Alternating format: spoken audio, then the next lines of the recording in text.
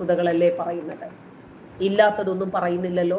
നിങ്ങളൊന്ന് ചിന്തിച്ചാൽ മതി, എന്തുകൊണ്ടാണ് കള്ളിനും പെണ്ണിനും ഇത്രയധികം ഇസ്ലാം പ്രാധാന്യം നൽകി? ഒരു മനുഷ്യന് വേണ്ടത് അത്യാവശ്യം വേണം, വേണ്ടെന്നല്ല, പക്ഷെ ഇതിനായിട്ട് മാത്രം ജീവിക്കുക എന്ന് പറഞ്ഞാൽ, ഇതിനായിട്ട് മാത്രം കൊച്ചു വെളുപ്പാൻ കാലത്ത് നല്ല ഉറക്കം കണ്ണിൽ പിടിക്കുന്ന സമയം, അതിനിപ്പോ വെയിലായിരുന്നാലും മഴയായിരുന്നാലും ശരി, ആ ഒരു സമയമുണ്ടല്ലോ, ഒരു 4 മണിക്ക് ശേഷമുള്ള സമയം, ഒരു 7 മണി 8 മണി വരെ ഉറക്കത്തിന് നല്ല സുഖം കിട്ടുന്ന ഒരു സമയമാണ്. ആ സമയത്ത് എഴുന്നേറ്റ് പോയി കയ്യും കാലും മുഖവുമൊക്കെ കഴുകി പല്ലുമൊക്കെ തേച്ച് പോയി നമസ്കരിക്കുന്നു. എന്തിനാണ്? മുമ്പിലുള്ള ഭക്ഷണം ഏതാനും മണിക്കൂറത്തേക്ക് ഒഴിവാക്കി വെക്കുന്നു. എന്തിന്?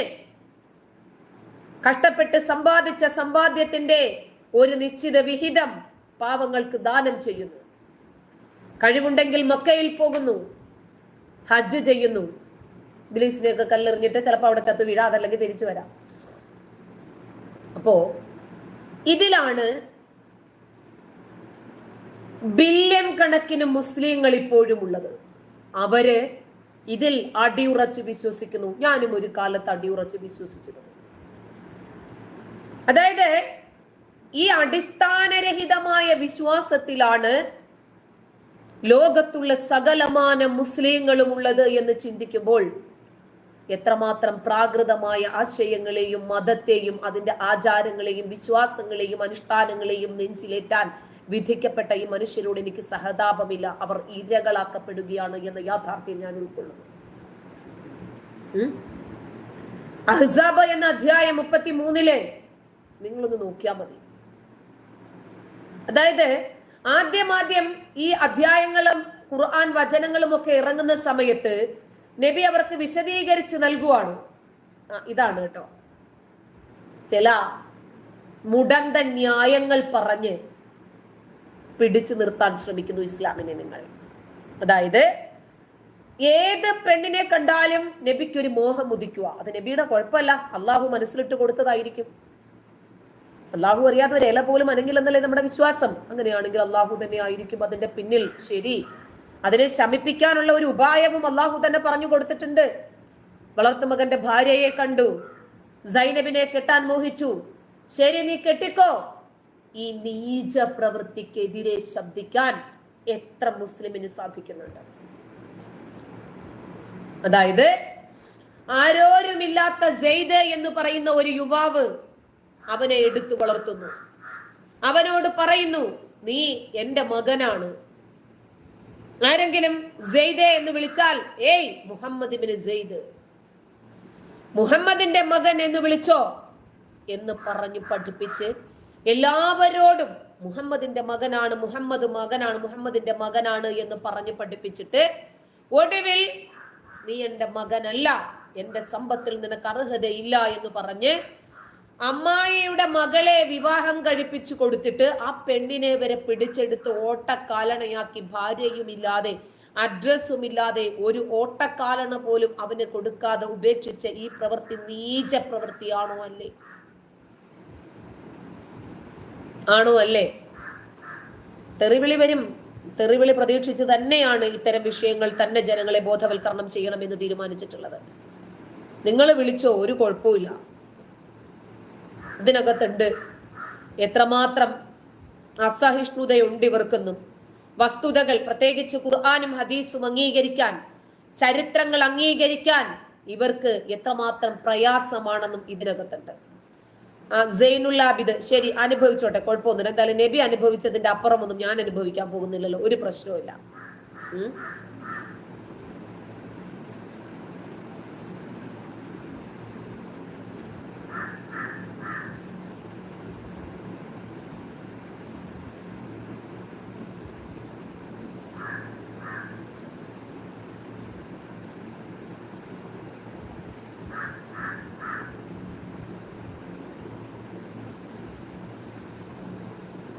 പൂരത്തെറി വരും. ശരി, മുനവ്വിർ നബിയുടെ ഡ്യൂപ്ലിക്കേറ്റ് പേരാണോടാ ഇത്? ആണോ?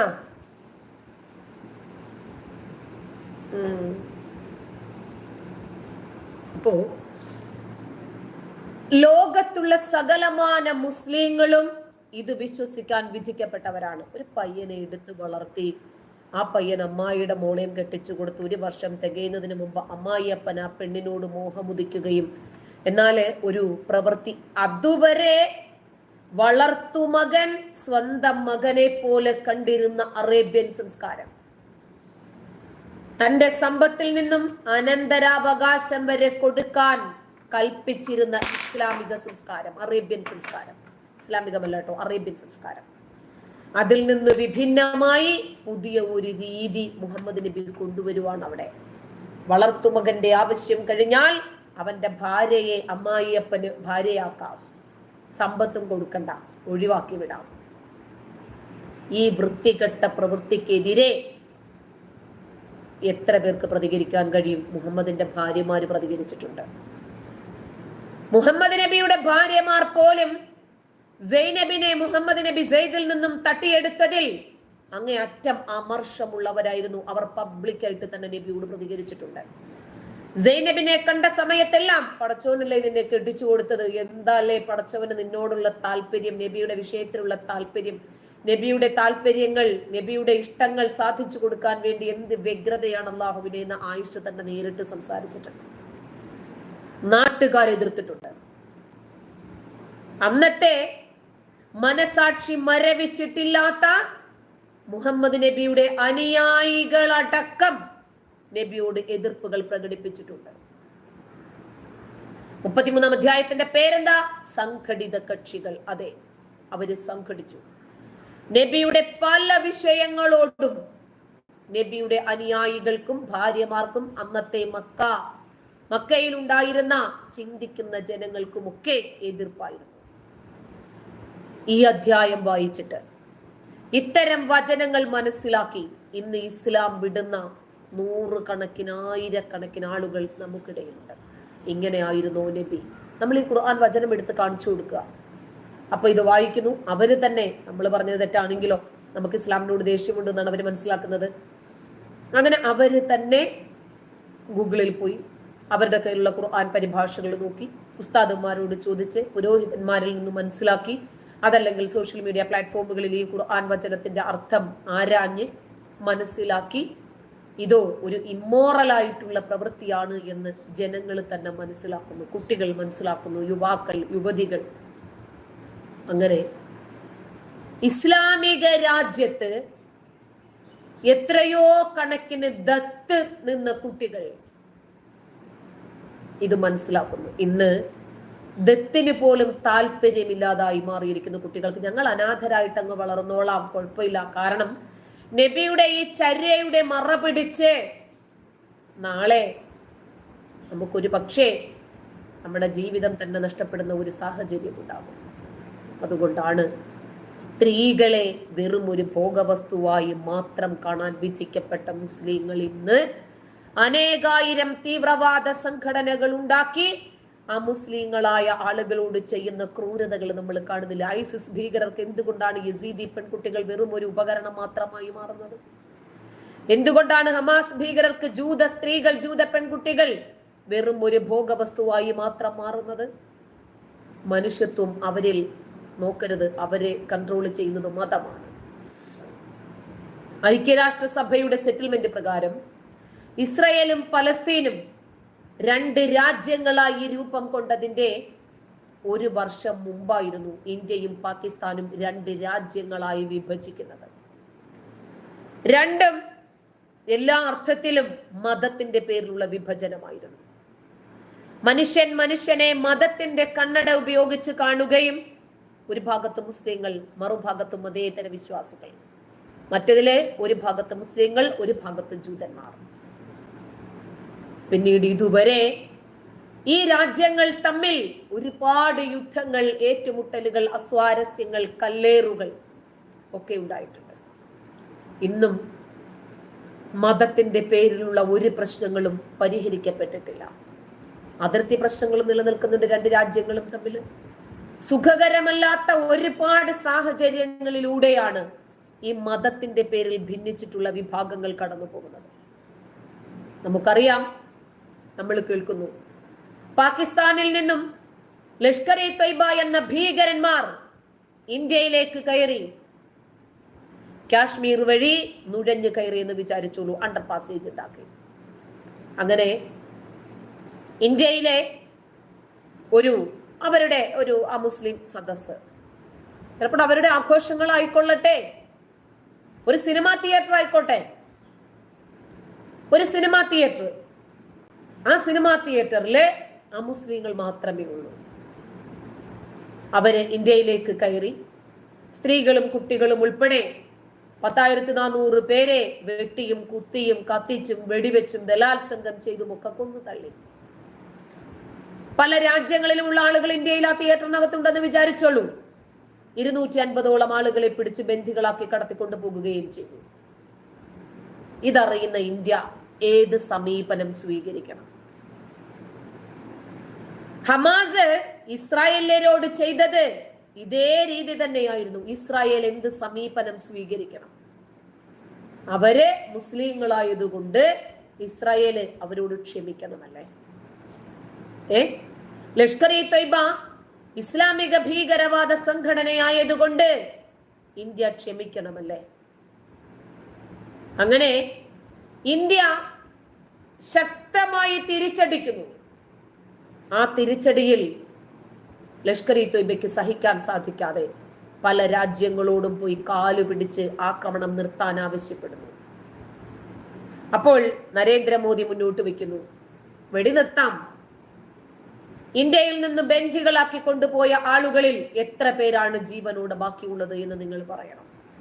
അപ്പോൾ ലഷ്കർ ഇ തൊയ്ബ പറയുന്നു, ഞങ്ങൾക്ക് അറിയില്ല. അത് പറ്റില്ല. നിങ്ങൾ കൊന്നിട്ടുണ്ടെങ്കിൽ അവരുടെ ഡെഡ് ബോഡി ഞങ്ങൾക്ക് തിരികെ തരണം. അപ്പോ ലഷ്കർ ഇ തൊയ്ബ പറയാണ്, ബന്ദികൾ എത്ര പേരുണ്ടെന്ന് ഞങ്ങൾക്ക് അറിയില്ല, തൽക്കാലം അവരെ വിട്ടു നൽകാൻ പറ്റില്ല, പക്ഷെ വെടി നിർത്തണം. അപ്പോ ഇന്ത്യ എന്ത് സമീപനം സ്വീകരിക്കണമെന്ന് നമ്മുടെ കേരളത്തിലെ ഹമാസ് പ്രേമികൾ മറുപടി പറയണം. ഇവിടെയും പ്രശ്നം എന്താ? പെണ്ണാണ്.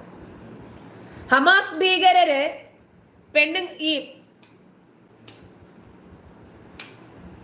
ഹമാസ് ഭീകരര് സൈന്യത്തിലേക്ക് ആളെ എടുക്കുന്നത് എങ്ങനെയാ? നിങ്ങൾക്ക് യുദ്ധത്തിൽ ജയിച്ചാല് ഇസ്രായേലി പെണ്ണുങ്ങളെ ഇത്ര പേരെ തരാം.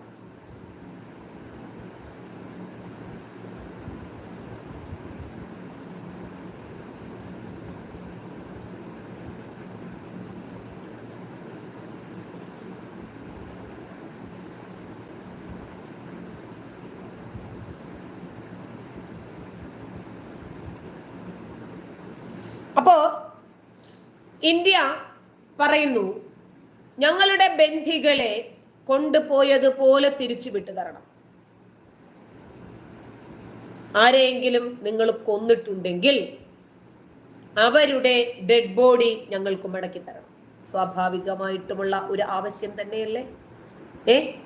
നീതിബോധമുള്ള മനുഷ്യരാണ് നിങ്ങളെങ്കിൽ ജാതിയും മതവും മാറ്റിവെച്ച് സ്വന്തം രാജ്യത്തോടും ഈ രാജ്യത്തുള്ള ഓരോ പൗരനോടും കൂറും പ്രതിബദ്ധതയുമുള്ള ആളുകളാണ് നിങ്ങളെങ്കിൽ, നിങ്ങൾ മാനവികതയോടെയാണ് ചിന്തിക്കുന്നതെങ്കിൽ നിങ്ങൾ ആരോടൊപ്പം നിൽക്കും?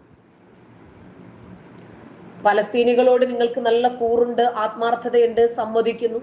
ശരി, ആ കൂറും പ്രതിബദ്ധതയും സ്നേഹവും മനുഷ്യത്വവും ഒക്കെ ആത്മാർത്ഥമായിട്ടാണെങ്കിൽ ഗാസയിലും റാഫയിലും ഒക്കെ പിടഞ്ഞു വീഴുന്ന മനുഷ്യരോട് അവരുടെ വേദനയിൽ, അവരുടെ വേർപാടുകളില്, അവരുടെ കണ്ണീരുകളില് നിങ്ങൾ കാണിക്കുന്ന ഈ ഒലിപ്പീര് സത്യമാണെങ്കിൽ നിങ്ങൾ എന്ത് പറയും? ബന്ദികളെ വിട്ടുകൊടുക്കുക.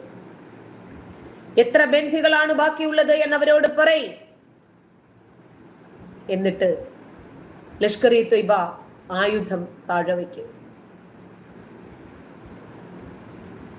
ഇന്ത്യക്കാരോട് നിങ്ങൾ അങ്ങോട്ട് കയറി ചോദിച്ചു വാങ്ങിയതിന് നിങ്ങൾക്ക് കിട്ടിയില്ലേ?